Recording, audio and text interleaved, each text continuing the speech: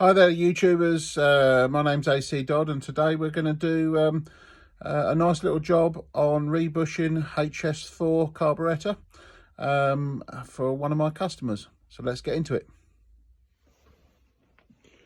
Okay, so here's the carburetor body that we're looking at. This has been sent to me by one of my customers, and the job is to bore out the spindle bushes because they're worn and fit in some new bushes as supplied by Berlin Fuel Systems to effectively reduce the clearance in the body and bring it back to as new standard. So now we need to mount this onto the machine, and to do this I use a nice simple straightforward jig, and this is an old cylinder head mounted on a pillar drill. Funnily enough, it's actually perfectly square enough to do this activity. We mount this on, and then we go through the process of squaring up the machine with the workpiece. And the idea is to first drill it and then ream to size. Takes a little bit of adjustment to get us where we need to be.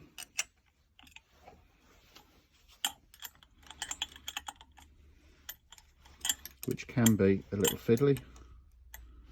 But first we need to get it roughly mounted and in a position where it can move, because what we now need to do is to centre it up with the centre line on the machine,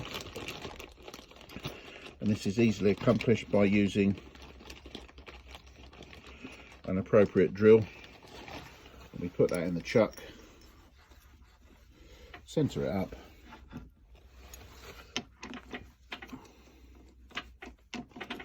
tighten it up first, pass it through the workpiece,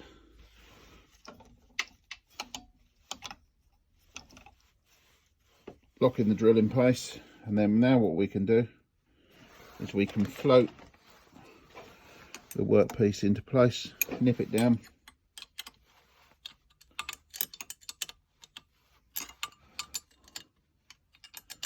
like so.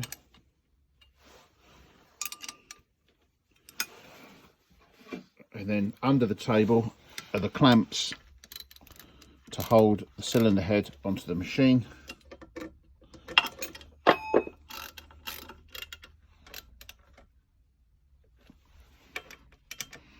And as we tighten it up, you will find that it centres everything nicely on the machine. And we've got to lock the table to make sure everything's nipped into place. So once everything's tight and the drill bit can pass through there, we know, and if I bring that down, and as you can see, there's virtually no friction on that. That's just the friction on the machine. I let that go and that lifts up on its own. So that's free to move in and out. Now that sets the machine on centre line with those bushes. So what we're now going to do is change to our cutter, which in this case is a drill bit. And we tighten that up.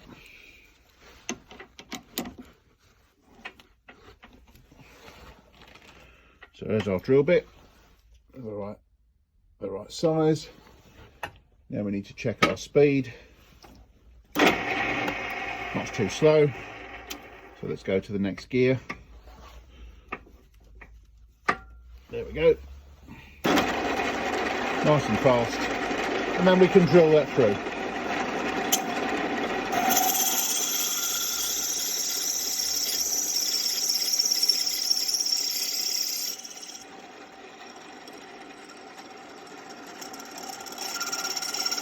And drill through both bushes at the same time.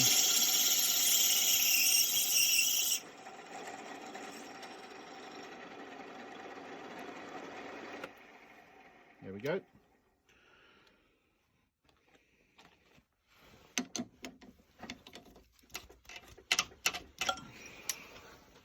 We change that for the appropriate reamer.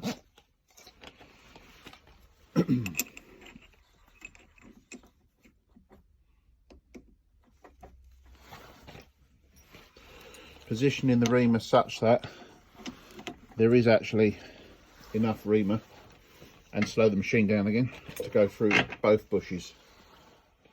And also what we may need to do here is just make sure that that gets nicely positioned to minimise the run out. That's fine. I'll just get some cutting oil and we can ream the bushes.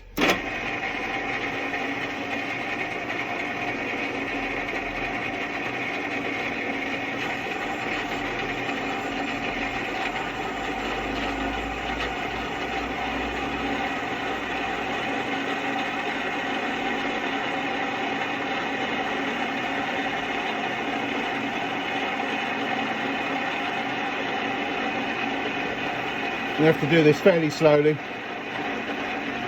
We don't force the tool through the job. Let the tool cut its way through nicely, and we keep going. And I can feel that now. That's got through. So it's gone through the first one, and now we're starting on the second one. And we keep the lubricant going. We're reaming the second hole.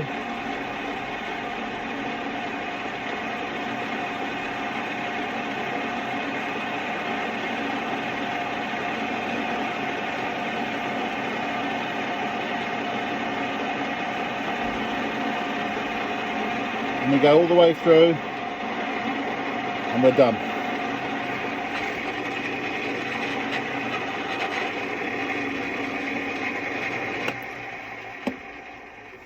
And that is that reamed. Take the tool out. And now we can remove the job and get it cleaned up.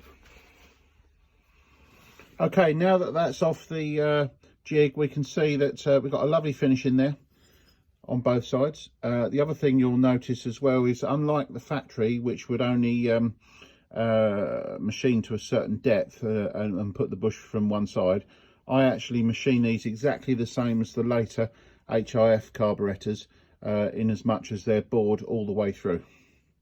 All right, this represents no problems as long as the bushes are pushed in sufficiently to not to cause excessive air leak on the inside around the butterfly. Okay, so now we've got the body in the vise, and we're now going to drift in the new bushings. The new bushings look like so, and are available from Berlin Fuel Systems, and I use a special tool which I made. This is a hardened steel one. Just have a little bit of oil on the bush. There you go. Just to lubricate that.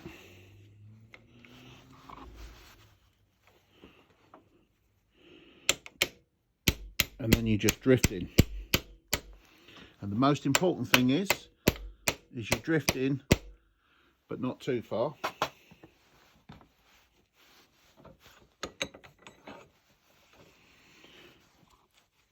Because you need that bush on the inside there to be flush with the end, and that where it is at the moment is not far enough in, so we need to make sure that we drive that in to the appropriate depth.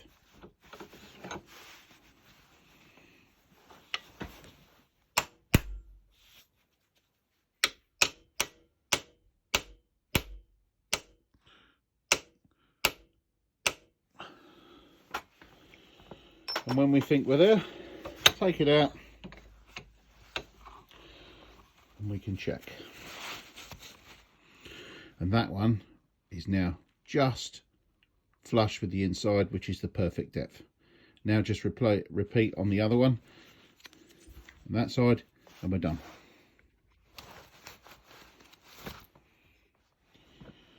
On this carburetor, we have one little problem. As you can see, where I've pushed in the bushing, it's actually right the way down in the hole, meaning we've got this whole area at the top which is unsupported when we put the spindle in. So in service, the bearing surface area will be less. So what we do to remedy that is we use a part bearing, and we just push that in on top so that we maintain the full surface bearing area, like so.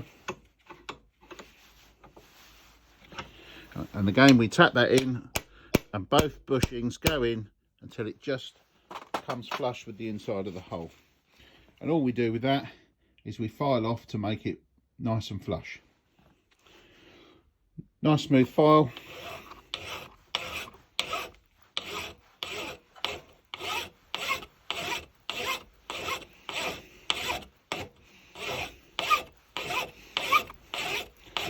And we just dress that back so that's nice and flush.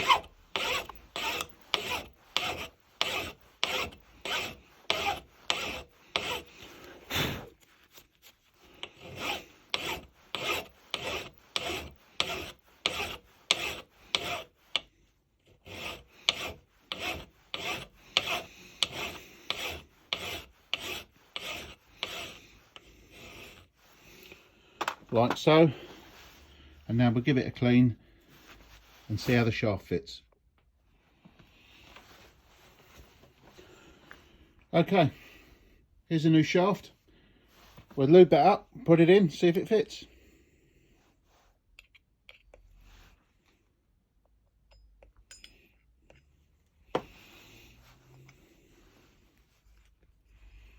See how that goes through. And then we test it for play. Make sure it spins nicely, which it does. Excellent. Minimal play, that means the job is successful. And there we go, job done. I've also refaced the flanges, chamfered the holes, and the back face as well. So that's all nice and flat, all new bushes in, ready to go. As ever, job's a good one.